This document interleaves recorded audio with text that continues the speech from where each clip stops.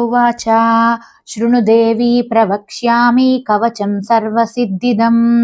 पठित्वा पाठयित्वा च नरो मुच्येत सङ्कटात् अज्ञात्वा कवचं देवी दुर्गा मन्त्रं च यो जपेत् स नाप्नोति फलं तस्य परत्र नरकं व्रजेत् उमादेवी शिरः पातु ललाटे शूलधारिणी चक्षुषी केचरी पातु कर्णौ चत्वरवासिनी सुगन्धानासिके पातु वदनं सर्वधारिणी जिह्वां च चण्डिका देवी ग्रीवां सौभद्रिका तथा अशोकवासिनी चेतो द्वौ बाहू वज्रधारिणी हृदयं ललिता देवी उदरं सिंहवाहिनी कटिं भगवती देवी द्वावूरु विन्ध्यवासिनी महाबला च जङ्गे द्वे पादौ भूतलवासिनी एवं स्थितासि देवि त्वं त्रैलोक्यरक्षणात्मिके रक्ष मां सर्वगात्रेषु दुर्गे देवी नमोऽस्तु ते इति कुब्जिकातं त्रोक्तं श्रीदुर्गा कवचम्। उवाच शृणु देवी प्रवक्ष्यामि कवचं सर्वसिद्धिदं पठित्वा पाठयित्वा च नरो मुच्येत सङ्कटात्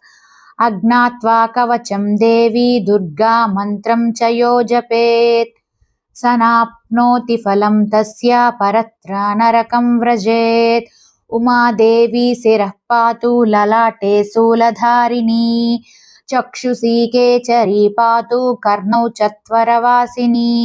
सुगन्धानासिके पातु वदनं सर्वधारिणी जिह्वां च चण्डिका देवी ग्रीवां सौभद्रिका तथा अशोकवासिनी चेतो द्वौ बाहू वज्रधारिणी हृदयं ललिता देवी उदरं सिंहवाहिनी कटिं भगवती देवी द्वावूरु विन्ध्यवासिनी महाबला च जङ्गे द्वे पादौ भूतलवासिनी एवं स्थितासि देवि त्वं त्रैलोक्यरक्षणात्मिके रक्ष मां सर्वगात्रेषु दुर्गे देवी नमोऽस्तु ते इति कुब्जिकातं त्रोक्तं श्रीदुर्गा कवचम्। उवाच शृणु देवी प्रवक्ष्यामि कवचं सर्वसिद्धिदं पठित्वा पाठयित्वा च नरो मुच्येत सङ्कटात् अज्ञात्वा कवचं देवी दुर्गा मन्त्रं च यो जपेत् स नाप्नोति फलं तस्य परत्र नरकं व्रजेत्